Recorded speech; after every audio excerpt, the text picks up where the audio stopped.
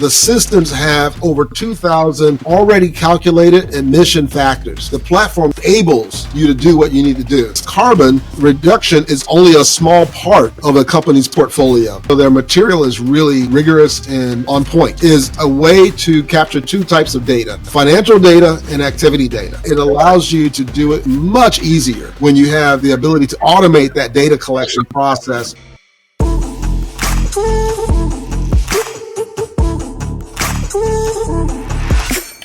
Welcome to the Sustainability Nugget podcast. I am Rarasu Maraibi. And I'm Tosin Folorunsho. On this podcast, we learn about sustainability by discussing various related topics while focusing on three pillars: the economy, the society, and the environment. Hello everyone, welcome back to the pod. Today we have Gerald Leonard as our guest. Gerald is the CEO of Tonberry Premier, a strategic project portfolio management and IT governance firm in Washington, D.C. Recently, Tonberry Premier partnered with Greenly, the leading carbon management platform, to help companies start their climate journey easily and affordably. Today we are going to be discussing with Gerald on his approach to helping business leaders achieve corporate sustainability through data-backed strategies. Hello, Gerald. Hi, how are you? I'm really happy to be here. Thanks for having me. Welcome to the pod. Yes, we're happy to have you here too. So just to start off, can you tell us about your journey into carbon management and what led to your partnership with Greenly? Sure. So, my background's in project portfolio management when it comes to business things that I do, and I'm an author and speaker and so on. I had an investment in my business in 2020, which allowed me to begin to scale my consulting practice and now my consulting firm. And we ended up with a really large client up in the St. Louis area. It's a global client, but the group that we work with is in St. Louis. And we started doing really good work with them. We've partnered with them on a number of things. We started growing our revenue with them, and they, approached us and said, "Hey, listen, we have a great partnership, but, we're asking all of our clients or all of our suppliers to get on this sustainability journey with us." And it was a number of years ago. And, we said yes, because we want to, keep working with them and so on. But at the time, I had been to a number of, let's say, corporate sustainability workshops and programs. And mostly what I was hearing about was recycle, reuse, how to invest in blah, blah, blah. But I wasn't being given any concrete, direct frameworks or how this actually works. And I had 25 plus years in the project portfolio management space. So I was very comfortable with very large environments and complex data and data-driven processes. So it wasn't making sense to me. Went out and did some research, grabbed 4 scholarly books and read them, and then mind mapped them, and then started doing more research. And I found Watershed, which is a much larger carbon accounting and a sustainability company. They pointed me to some PDFs, and I did some more research, and I found Greenly. And then when I had Greenly do a demo for me for my own usage, I saw the environment, and as soon as I saw, I was like, oh, this is exactly like the project portfolio management tools I've been using for years. It's just focused on sustainability. You got to collect all the data. You got to engage your employees. It has built-in reporting and so on. So we started the process and going through putting all that information into our system. And I was doing it. I was at some conferences and they were talking all about sustainability. And yet most people there who were suppliers still didn't understand what they were talking about. And it requires a little bit of rigor to really do carbon accounting. It's like financial accounting. And so you just don't wake up and kind of do this thing. You really have to spend some time and get comfortable with it. And so I saw the opportunity that not only could I use Greenly for myself to help me with my journey, but I could turn around and help other suppliers and other companies with their journey. And so I approached Greenly. We started having a conversation, and then one thing led to another. We became referral partners, and now we are full implementation partners and certified as climate experts with them, because they have a really rigorous program of training and so on, because they started and they're based out of Paris, and they started right after the Paris Accord. And it was started by professors and sustainability PhD scientists and so on. And so their material is really rigorous and on point. And so that was kind of how I got started. And I ended up doing a workshop for the U.S. Department of Commerce. And they loved it. They introduced it to a lot of their people. And then we started getting clients who are looking for sustainability support, and we begin to help them on their journey. So it's been very rewarding to not only do it for myself and my own company, but to begin to help others really understand what it means to have a data-driven sustainability approach. Awesome. So even before we go further, I really want to know what carbon management platforms are. And I'm very aware that this might vary based on the type. So you can use Winley as like a case study here. So Yeah, what exactly does this platform, this carbon management platform do? How does it work? And why is it essential for businesses today? sure. That's a great question.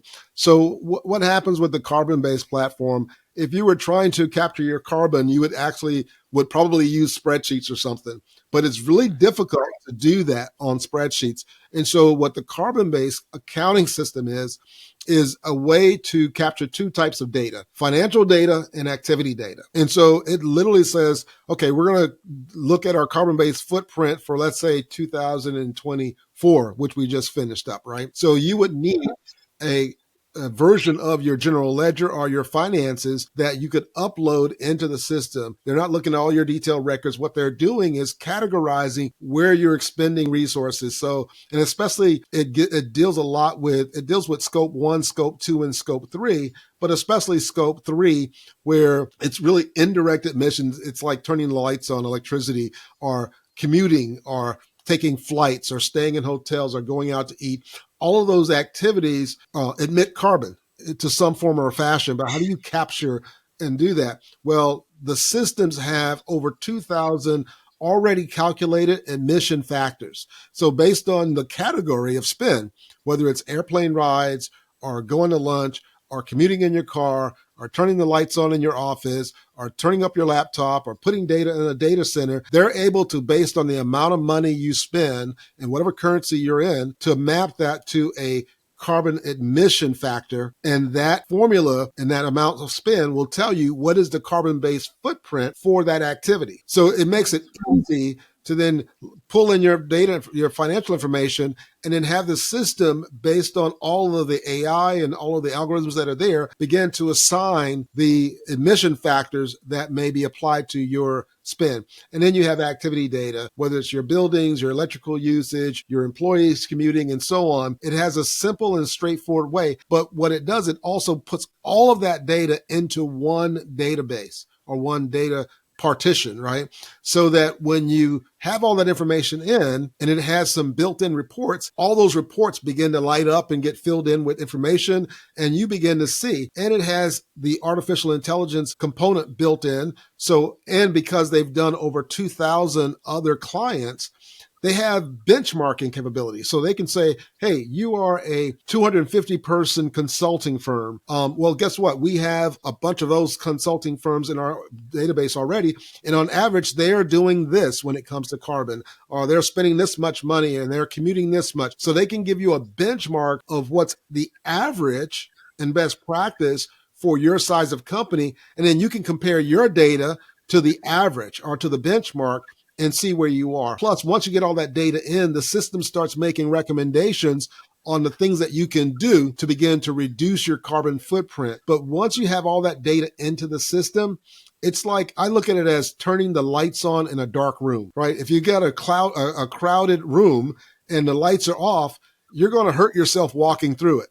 But if you are able to turn the lights on and you can see where the chairs are, you can see where the tables are, you can see where the obstacles are, then you can move around the room. And to me, pulling all of that data, financial data, activity data, into that system and having it visible, you're turning the lights on your business when it comes to your sustainability, your carbon accounting based footprint. And now you know exactly where to pay attention and where to invest to reduce the carbon. Otherwise, you're just making guesses.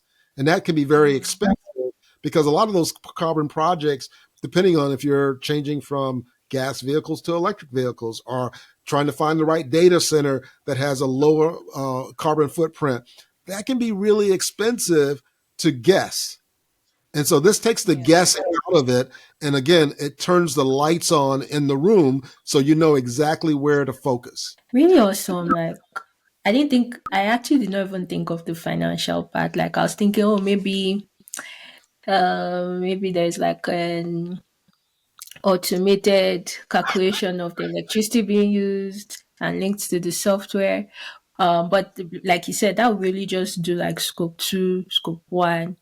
But the fact that they're like bringing everything like financial and activity and seeing everything that the company is doing, and since it's like automated, then it's easier to then calculate scope three, which is like the hardest thing to ever to Right. calculate. So I'm wondering, like, the emission factors, are they linked to the finances, or like that financial aspect is just included to know more? But like, for example, if I'm traveling, if I'm doing a corporate trip to Texas, Mhm. yes, we have the flight cost, but like, does it include like, oh, we're going this distance and that's what is then using to calculate the emissions? I just want to know if it's just converting finances to emission. Sure. Well, it's actually tied to both, right? It's tied to both activities. It's tied to your spend and it's tied to the activity. So let's take that example of going to Texas.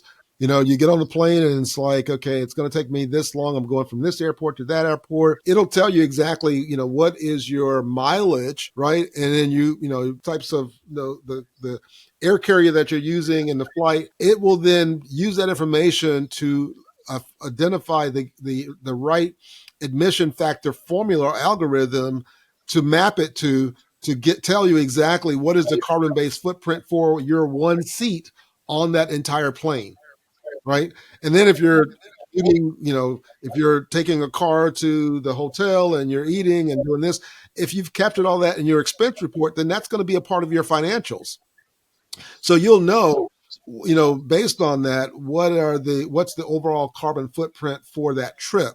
Now, because it's pulling in so much data, it's not going to just tell you specifically, well, for that trip you took to Dallas, with all of the things you've done, this is what the carbon based footprint is. It's going to give you the carbon based footprint for the activity and for the category of spend. So it's going to look at all of your eating, all of your carpooling, all of your electrical use. And what's neat about Greenly and what makes it so affordable is that they've created what they call these APIs, these application programming interfaces, which basically can automatically, when configured, go out and pull in your financial data or pull in your electrical usage data from the electric company, or it can connect to your Amazon Web Services or your Microsoft Azure cloud, and it can then look at your account and say, oh, based on your account usage, this is your footprint. And then guess what? Microsoft actually has a data center that has a lower footprint. So you could ask Microsoft to move your data from the data center that it's in to the one that has a lower footprint. So you're actually beginning to save costs without even switching suppliers, just knowing that the data centers that are being used, there could be the other data centers out there that have a lower footprint because of how that data center was created. And so there's so many different things like that can be done, but it allows you to do it much easier when you have the ability to automate that data collection process and you're not trying to do it by spreadsheets, because that's a nightmare to try to, it's really complicated. And it's not just something that is like, oh, well, I can go out and find a free application to do this with. You really need, and what I loved about Greenland is that you really need science based advisors. And I always talk to my clients or anyone about, when you go get advice from someone who's a tour guide and not a travel agent, right? Have you ever gone someplace and you went and you wanted to go on a trip and you went to the travel agency and they said, hey, here's a brochure. You can go to Kilimanjaro. And they go, great. Have you ever been? No, I haven't been, but here's a brochure and I can sell you a trip and I can help you buy the tickets and I can help you get there. They're not going to know how to prepare, what to do, what you should wear, when you should go, nothing. But if you go to a tour guide and say, I need to plan a trip to Kilimanjaro, they're going to go, wait a minute. It's going to take, you got to go work out. You got to do this. You need these kind of clothes. You got to, pack this kind of information and so on. So, it's you want to have an advisor or a coach who's going to lead you in this process, who's much more like a tour guide than a travel agent. And for me, that's what Greenly provided, was not only just the platform, which was amazing, but it provided these climate experts that also were specialized in various industries. So whether it was manufacturing or tech or service or finance, they had specialty information in those industries, and they were specialized in the size of your company. And so it was really a really good mix of services and guidance and advice that they provided. Nice. I guess that even answers the question of like what features should you look at when, or should companies look at when they're trying to choose a carbon management platform. Right. Um, so can you like walk us through maybe an example or a case study of how you've actually helped a company implement effective carbon management solution? Sure. So I have one company where we're helping them with their carbon platform. And so we had a couple of meetings with them, and we kind of walked them through what the process looks like. And there's various levels or various different services. They can just say, hey, right now we're just getting started. So we just need the GHG report or our compliance report. So we get a good footprint of where we are. And then we can begin to look at, okay, based on where we are and based on the carbon culprits of what's causing the largest footprint of carbon in our organization, we can begin to look at the strategies for how do we reduce that. Because there may be some low-hanging fruit there where there may be some minimal things that you can do and that you can have a big impact on the environment.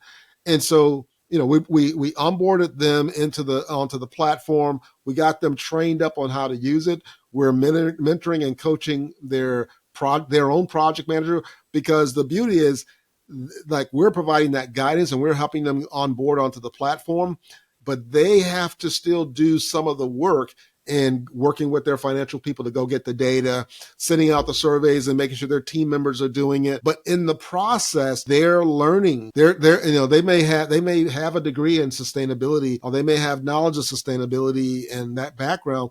But as they're now putting their rubber on the road, or their feet on the track, and starting to run and starting to do the activity, they're beginning to now go, oh, that's why we need to do this. That's how we need to do that.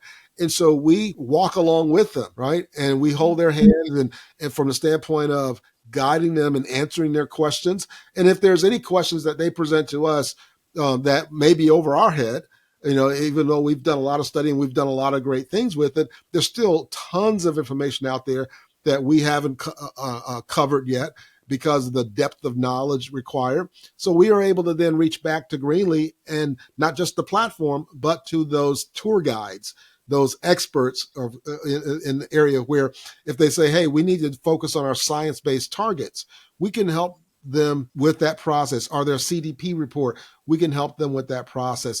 And so taking a client from not having any understanding or visibility into that platform, to onboarding their teams, to helping them understand the process, to guiding them through the journey to where they get their greenhouse gas report, and they see what their carbon-based footprint is, and they get a glimpse of what their reduction process will look like. And then they can make decisions on what projects and activities should we start doing now that we know how much carbon we're actually emitting, and what is the impact. But also our employees now are more engaged and understand. And so that's how, one of our clients, we've kind of helped them through the process of the onboarding on the platform, and really using the platform to make the most of it. Like when you get to like you've seen like the greatest part that you need to work on to reduce, do you guys help in like creating like strategies to reduce it? Like you talked about them deciding on the project, but are Yeah. you guys there at that stage to like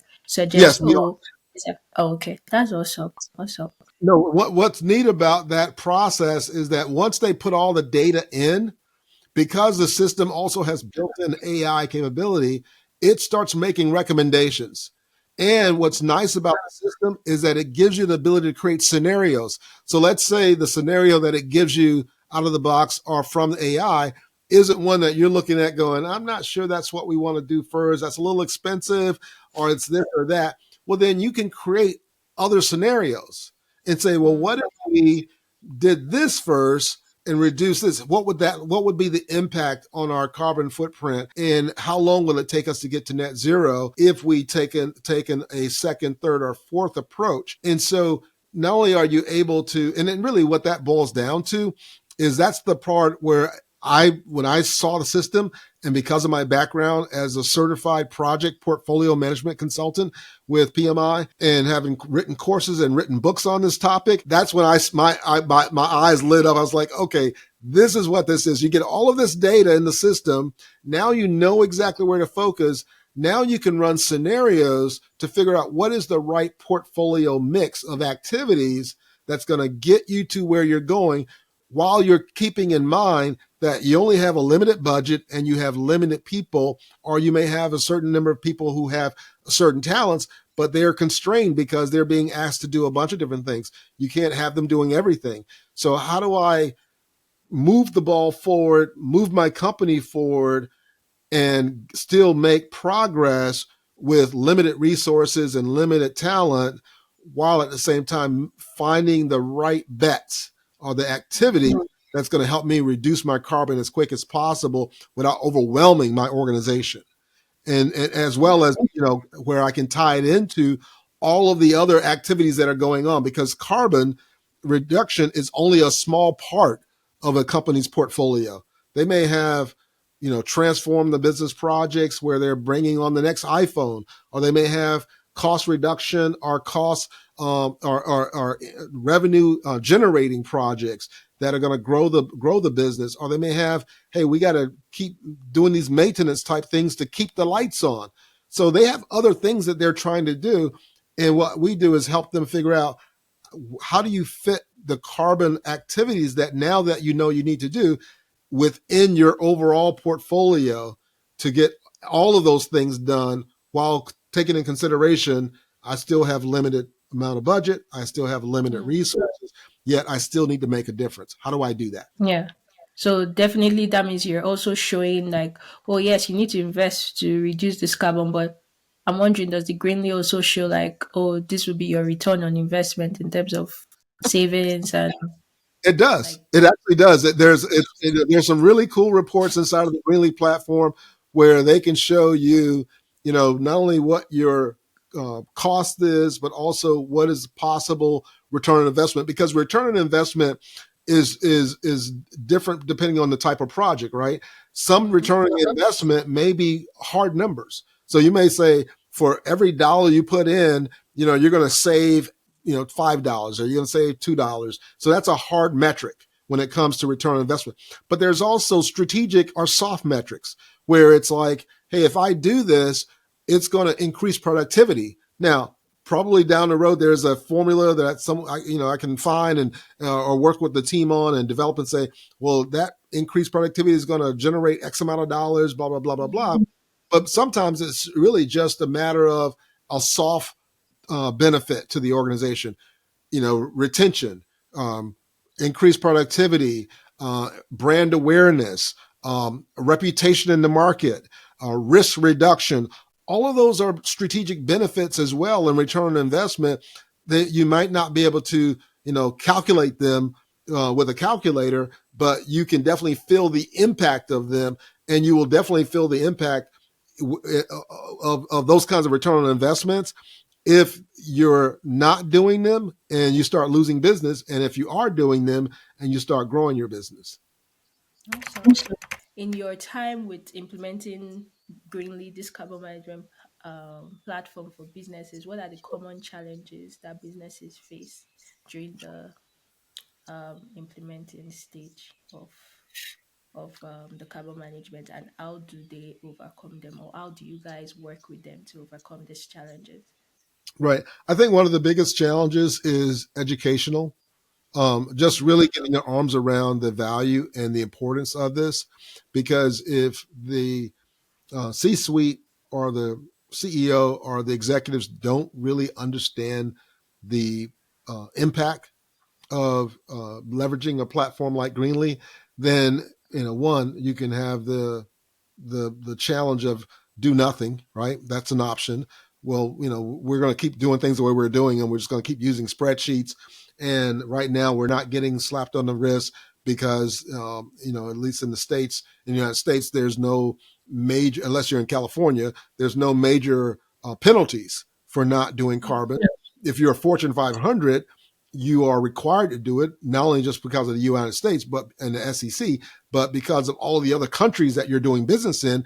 They have laws requiring you to do these things. So, and then they push that down to the supply chain, which is smaller businesses that are trying to service those organizations. So if you are, well, the challenges are, if they are not on the same page, if they don't understand, and then once they do understand, they have to keep the CEO or someone from the C-suite engaged in the process.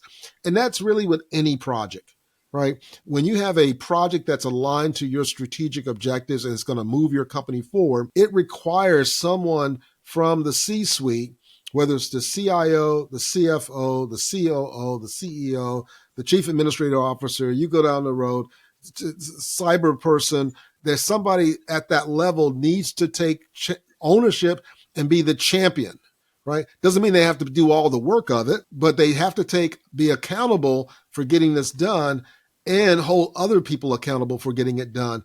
And then when people know that someone at the C-suite level is concerned about this, then everybody's going to move and do what they got to do to make this project work. And I've seen it where, and it's not just with carbon projects, it's with any kind of projects. The project gets kicked off, the C-suite person comes in, gives it a big hurrah, and then in the middle of the project, they disappear and the project starts floundering because people are like, oh, well, okay, he's not coming back or she's not coming to the meetings anymore. Must not be that important. But I've also seen where when the C-suite is engaged throughout the process and it's on their radar and this is going to happen, then things get done, right? Things really get done. And so I think that's those two are, just the commitment from the C-suite or the owners of the business to just see it through, and then education, keep educating not only the C-suite, but also the staff and the people so that they all get on the same page around the value that, this process can generate. And then also seeing it that it's not just about compliance. I know there are a lot of requirements out there.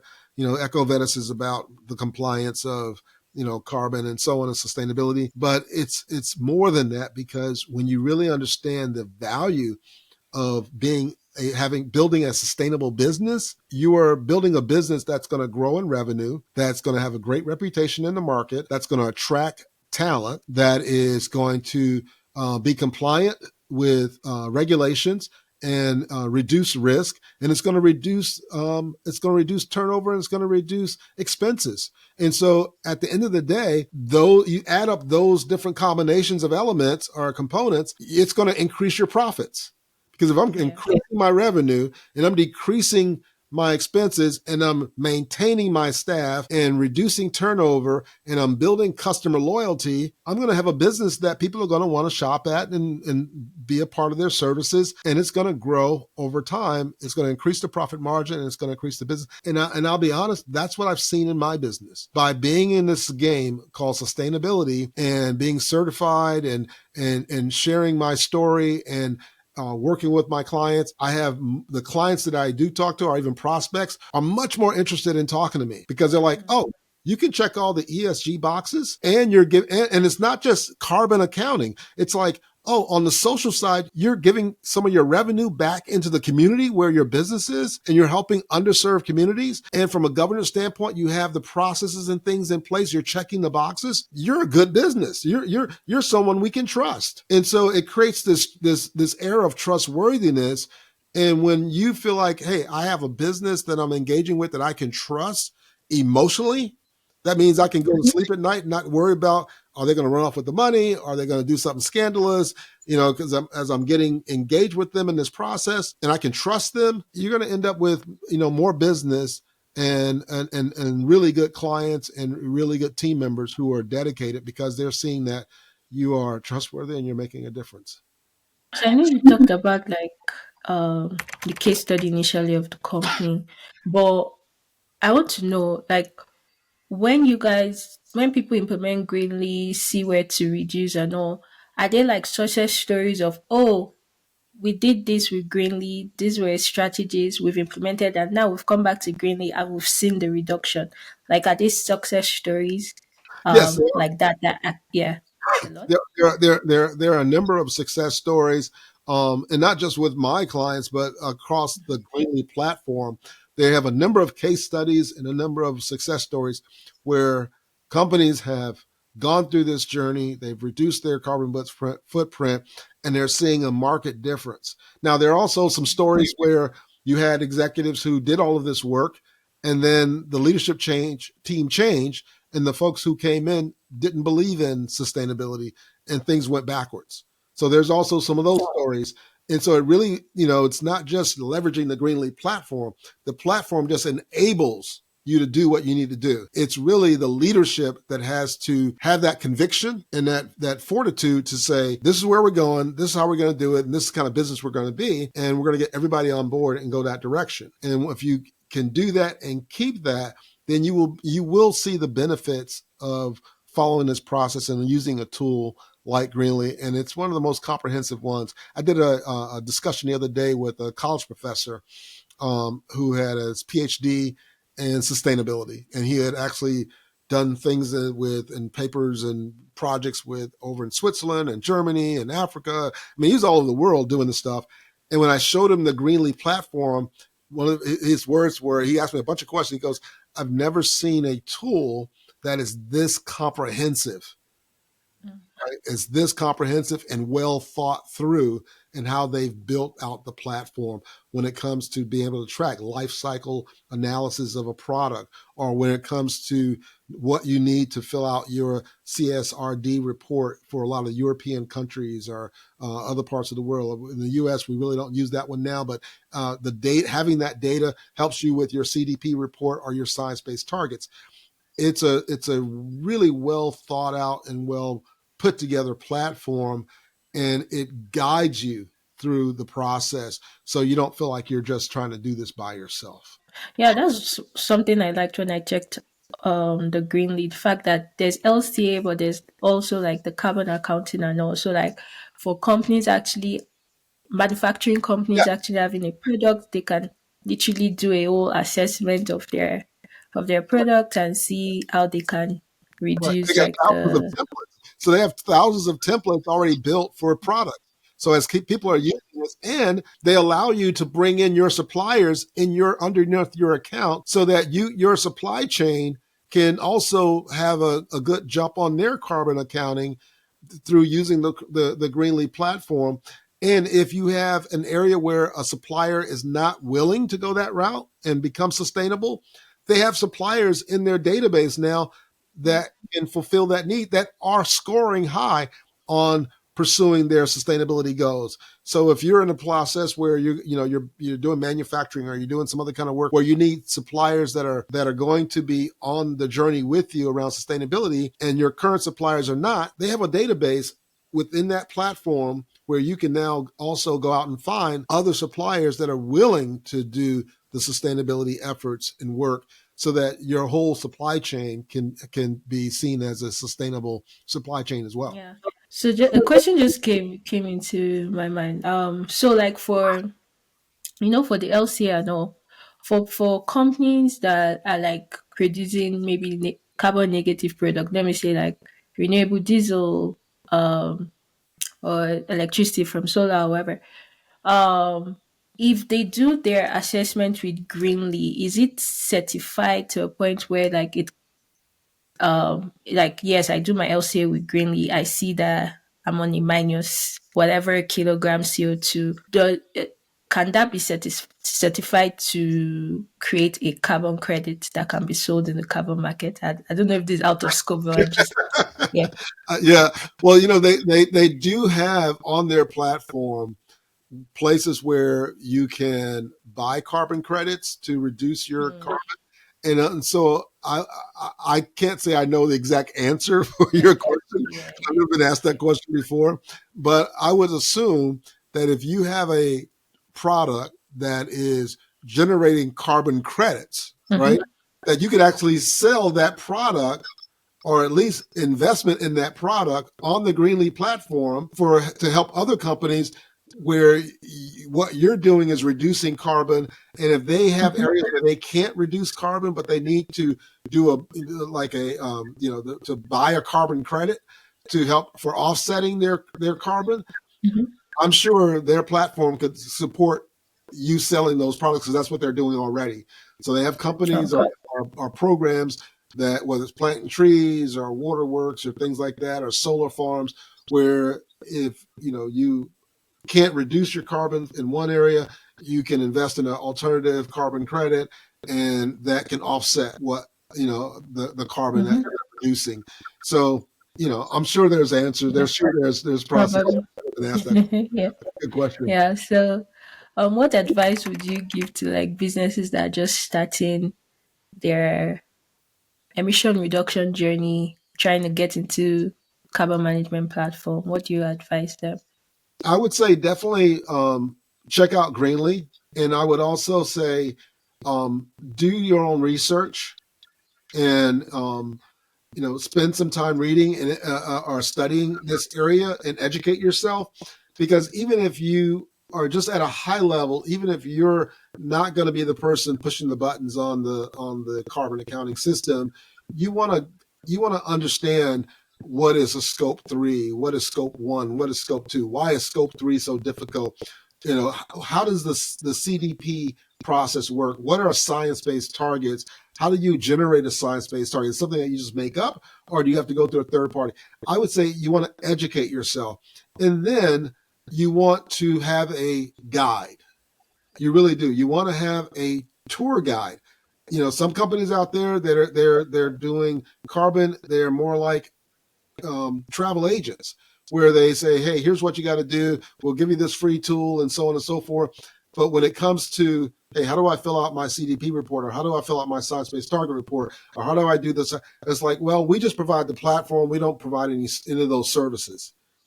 And that's like, buying a Tesla and it breaks down, but you can't take it to a mechanic who knows how to fix it. You can't take it to a regular mechanic. You got to take it to a Tesla mechanic, because you're basically driving a computer, right? And so you're working with an AI computer system.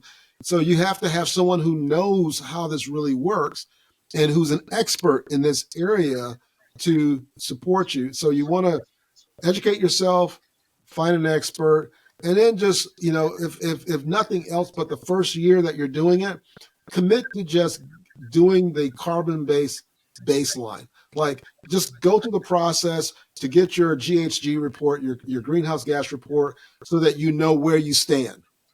Because again, having that GHG report is like clicking the lights on in a factory that's dark. Now you see all the machinery, you see where things are, you see where to walk, where not to walk, what tools are there. Without it, it's like walking through a factory in the dark. Thank you very much, Gerald, for really breaking it down for us. Like I said, I even didn't know that like the finances were part of it, and I feel like that's a wonderful strategy. And like you said, having to do things manually in Excel is just a lot. I tried that once in one of my internships.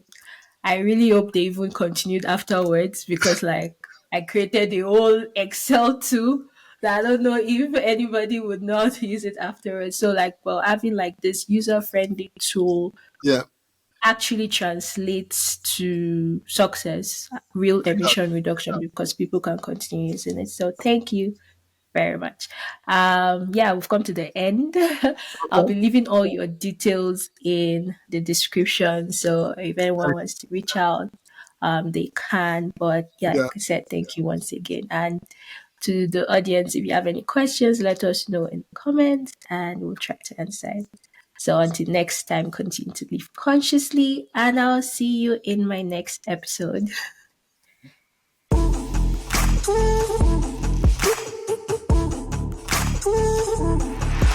Thanks so much for listening to the Sustainability Nuggets podcast. I am Rarsu Maribi. And I am Tosin Folarunsho. If you enjoy this podcast, please leave a rating and review on wherever you listen to your podcast. You can also show your support by signing up for a small donation to help sustain future episodes. You can find all relevant links in the description. See you in our next episode.